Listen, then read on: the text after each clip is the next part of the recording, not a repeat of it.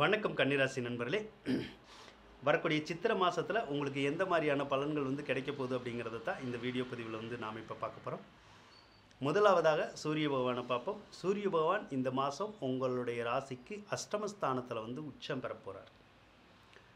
அஷ்டமஸ்தானத்தில் 12ஆம் அதிபதியான சூரியன் அஷ்டமஸ்தானத்தில் இருக்கிறது உங்களுக்கு விபரீத ராஜயோகம்தான். அப்போ ஏதாவது எதிர்பாராத நன்மைகள் உங்களுக்கு கிடைக்கிறதுக்கான சந்தர்ப்பம் இந்த மாதத்தில் இருக்கும். ஆனால் 8வது ராசியில் சூரியன் இருந்தால் ஒரு சிலருக்கு கண்ணில் பாதிப்பு வரும். கண் வலி வருதில்ல, கண் கட்டி அந்த மாதிரிலாம் வருதில்ல, அல்லது கண் ஒருத்தருக்கு செவப்பாக இருக்குது பார்த்தீங்களா, அந்த மாதிரியான ஒரு சூழ்நிலைகள் மட்டும் கொஞ்சம் வரும். வேறு பாதிப்புகள் வர்றதுக்கான வாய்ப்புகள் உங்களுக்கு இருக்காது. சரி, அதே போல் இப்போது குரு பகவானை எடுத்துக்குவோம். குரு பகவான் தான் உங்களுடைய வாழ்க்கையில் இந்த மாதம் மிகப்பெரிய மாற்றங்களை கொடுக்க போகிறார். ஏன்னா இவ்வளவு நாள் குரு அஷ்டமஸ்தானத்தில் இருந்தார். அப்போ உங்களுடைய தாயாரை பாதிக்கணும்னு இருக்கும், இல்லைன்னா தாயார் கூட சண்டை சச்சரவு வரணும்னு இருக்கும், அல்லது உங்களுடைய கணவன் அல்லது மனைவி அவங்கள பாதிக்கும், அல்லது அவங்களோட சண்டை சச்சரவு வந்துக்கிட்டே இருக்கும். அப்போ ஒற்றுமை இருக்காது. இந்த மாதிரியான பிரச்சனைகள் நிறைய வரும். அதே மாதிரி பணத்தினாலேயே நிறைய பேர்த்துக்கு சண்டை சச்சரவு வரும். கணவன் மனைவி உறவுக்குள்ளே அந்த பிரச்சனையெல்லாம் நிறையா இருக்கும். ஏன்னா 8ல் வேறு குரு இருக்கார். 8ல் குரு இருந்தால் நிறையா பணப்பிரச்சனை வரணும்னு அர்த்தம், பண தட்டுப்பாடு வரணும்னு அர்த்தம், பணத்தினாலேயே சண்டை சச்சரவு வரணும்னு அர்த்தம். அதே மாதிரி பொருளாதாரத்தில் மிகப்பெரிய கெடுபலனை குரு கொடுத்துருவார். ஒரு சிலருக்கு மனைவி கூட சண்டை வரும், பிரிவினை வரும். சிலருக்கு யார் கூட பழகுறாங்களோ, ஒரு சிலர் பழகிட்டு இருப்பாங்க, ஆண்கள் பெண்கள் வேறவங்களோட பழகிட்டு இருப்பாங்க, அவங்களோடையெல்லாம் சண்டை சச்சரவு பிரிவினைகளை அந்த குருவுக்கு கொடுத்துருப்பார். இப்போ குரு பகவான் சித்திரை மாதம் 18ஆம் தேதி, மே மாதம் 1ஆம் தேதி 9வது ராசிக்கு வர்றார். அப்போ குரு 9வது ராசிக்கு வந்தால் ரொம்ப சிறப்பாக இருக்கும். அப்போ கணவன் மனைவிக்குள்ளே சண்டை சச்சரவு வராது, நம்ம பழகுறவங்களோட சண்டை சச்சரவு வராது, ரொம்ப நல்லாயிருக்கும். குறிப்பாக பொருளாதாரம் ரொம்ப நல்லாயிருக்கும். வேலை இல்லாதவங்களுக்கு வேலை கிடைக்கும், வேலையில் இருக்கிறவங்களுக்கு நல்ல முன்னேற்றங்கள் கிடைக்கும், பதவி உயர்வு கிடைக்கும், சம்பள உயர்வு கிடைக்கும், விரும்பின இடத்துக்கு டிரான்ஸ்ஃபர் கிடைக்கும், அந்த மாதிரிலாம் நடக்கும். அதே மாதிரி 9வது இடம்ங்கிறது பாக்கியஸ்தானம். நம்ம எதிர்பாராத நன்மைகளை அடையக்கூடிய ஒரு நேரம் இது. நல்ல பொருளாதாரம் இருக்கும், சிறப்பான பொருளாதாரம் இருக்கும், வரவேண்டிய பாக்கிகள் நல்லா வரும். நாம் கொடுக்க வேண்டிய பணமும் அடுத்தவங்களுக்கு கொடுப்போம், கடன் காட்சியெல்லாம் நல்லா அடையும். அதனால் குரு 9வது இடத்துக்கு ஒரு வருட காலத்துக்கு உங்களுடைய வாழ்க்கையை சீரும் சிறப்புமாக வைக்க போகுது அப்படின்னு நம்ம சொல்லலாம். சரிங்களா? சரி, இப்போது உங்களுடைய ராசிக்கு 10ஆம் அதிபதி தான் புதன் பகவான். அந்த புதன் பகவான் இப்போ நீச்சமாக இருக்கார். பொதுவாக 10ஆம் அதிபதி நீச்சம் பெறக்கூடாது. 10ஆம் அதிபதி நீச்சமானால் ஒரு சிலருக்கு வேலை போயிடும், ஒரு சிலருக்கு மாமனார் மாமியார் கூட சண்டை சச்சரவு பிரச்சனைகள் வந்துடும், அவங்களோட கோபதாபம் வந்துடும். அதே மாதிரி சிலருக்கு தொழில் நல்லா நடக்காது, தொழில் பாதிப்புகளை கொடுத்துரும். இப்போ அப்படிப்பட்ட புதன் சித்திரை மாதம் 23ஆம் தேதி மேசராசிக்கு வர்றார். மேசராசிக்கு வந்ததுக்கப்புறம் தொழில் ஸ்தானத்தில் கொஞ்சம் பிரச்சனைகள் குறையும்.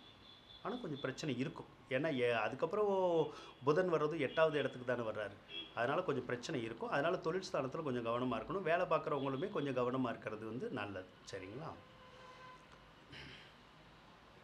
அடுத்து சுக்கிர பகவான் எடுத்துக்கோம். சுக்கிர பகவான் உங்களுடைய ராசிக்கு 7ல் தான் இருக்கார். இப்போ பலம் பெற்று தான் இருக்கார். 7ல் சுக்கிரன் இருந்தால் உங்களுக்கு நன்மைகள் கிடைக்கும். அதே மாதிரி சித்திரை 12ஆம் தேதி சுக்கிர பகவான் அஷ்டமஸ்தானத்துக்கு போகிறார். அஷ்டமஸ்தானத்தில் சுக்கிரன் இருந்தாலும் நல்லது தான் நடக்கும்.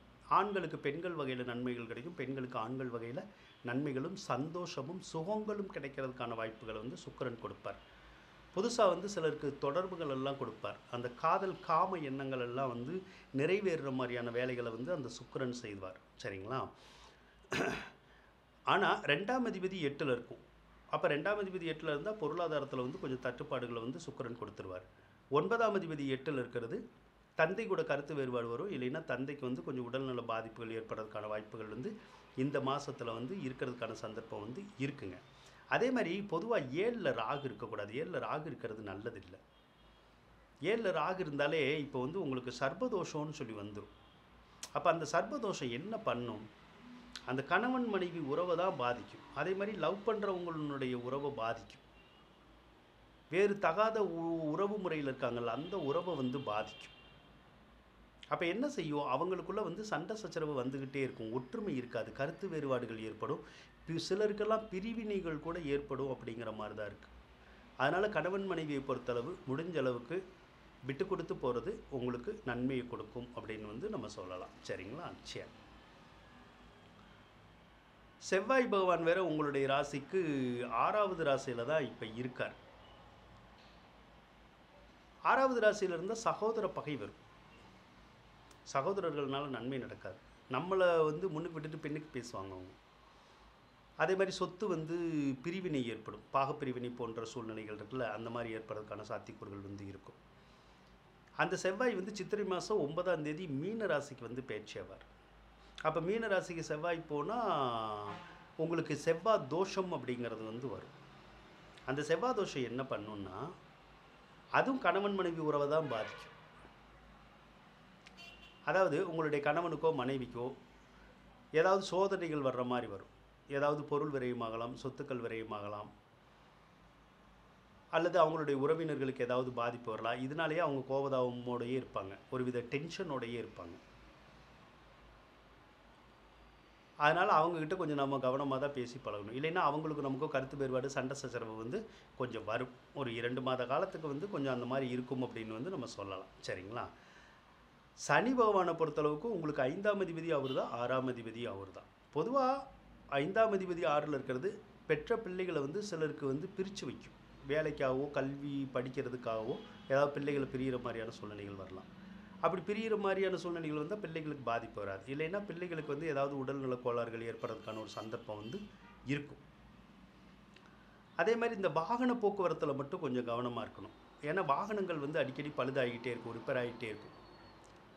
பெரிய வண்டி நம்ம காரு அந்த மாதிரி வச்சுருந்தோம்னா அடுத்த வண்டியோட போய் உரசுறது, ஆக்சிடெண்ட் ஆகிறது, அந்த மாதிரியான சூழ்நிலைகள் இருக்கும். அதனால் வாகனத்தை வந்து பயன்படுத்துறது கவனமாக பயன்படுத்தணும்.